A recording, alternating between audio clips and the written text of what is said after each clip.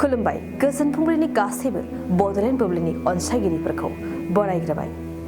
दिनै 25 डिसेम्बर रबिबारनि फानजामुथिखौ फरायथिनो लादों आं गेवलां हाज'हारिया।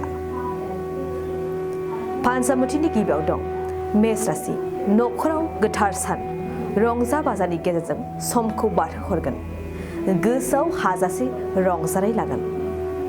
बृष राशि, देहाया खस्थ' मोनगोन, लोरबां देहाखौ लानानै भुगिनांगोन, देहानि फारसे जोथोन लानाया नोंथांनि साबसिन। मिथुन राशि, सांग्रां जा, हरखाब खैफोद फैगोन, गारि मटर सालायनायनि फारसे सानै हयै सालायनाया मोजां। कर्कट राशि, मोजां खामानि मावनानै मान सन्मान मोनगोन, समाजाव बाख्नायजागोन, गोसोखौ साबसिन मोनगोन। सिंह राशि, माबा मोनसे मोननायनि मिजिं दं, सैथोनि आगानजों आवगायलां, इसोरखौ नोंथाङा फुजियोब्ला साबसिन। कन्या राशि, जेरावबो खहा जागोन, फालांगिनि फारसे गोबां खहा जागोन, मुवा बेसाद बायनायाव सांग्रां जा। तुला राशि, संसारनि जेंनायाव गोग्लैगोन, नखरनि जेंनाया नोंखौ बांसिन जिंगासिहोगोन, दुखुजों समखौ बारहोहरनांगोन। वृश्चिक राशि, सुथुरा नोंखौ अनसायफिनगोन, लोगोआरि सुथुरा नोंजों जेनगोन, गोसोआ उदां मोनगोन।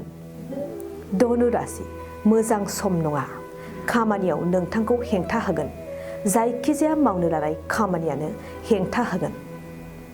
मकर राशि, गोसो थोलायनायनि मोजां सान, गोसोनि सायख'नाय अनजालिखौ लोगो मोनगोन, गोसोआ रमान्सनि फारसेल' थांगोन।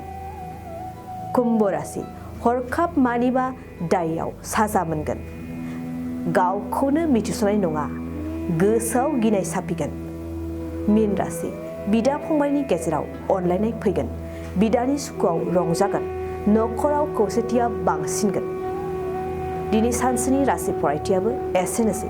आसा खालामो गासैनिबो जिउआव दिनैनि साना मोजाङै मोजां थांगोन, बेखौ बड'लेण्ड बुब्लि नखरनिफ्राय मिजिंथिबाय।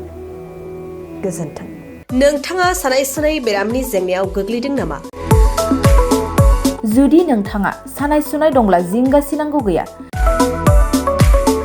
चिरां जिल्लानि बेंटल गेट साफागुरियाव दायो एसआइ निउर' थेरापि सेन्टार दंसै। बे थेरापि सेन्टाराव नोंथाङा गोरलैयैनो देहानि सानाय सुनायखौ फाहामथाय लानो हागोन। बे आथिं सानायानो जाग्रोदों, ओमफ्राय जानाया एसे सिगांनिफ्रायनो जाखादों, ओमफ्राय बिदिनो गुबुन गुबुन मुलि जाबाबायदों, ओमफ्राय हामाखै।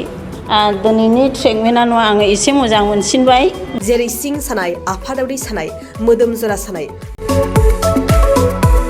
आइजोफोरनि जेंना, खर' सानाय बायदि बेरामखौ फाहामनाय जायो। लोगोसेयैनो बे सेन्टाराव थानानै फाहामथाय लानो हानायनिबो सुबिदा खालामदों। नोंथांमोनहा एएसआइ निउर' थेरापि सेन्टाराव फाहामथाय लानो गोसो दंब्ला नैबे मबाइल नम्बर 7620160459 नङाब्ला 9476977956 आव थोंजों सुलाद लानो हागोन।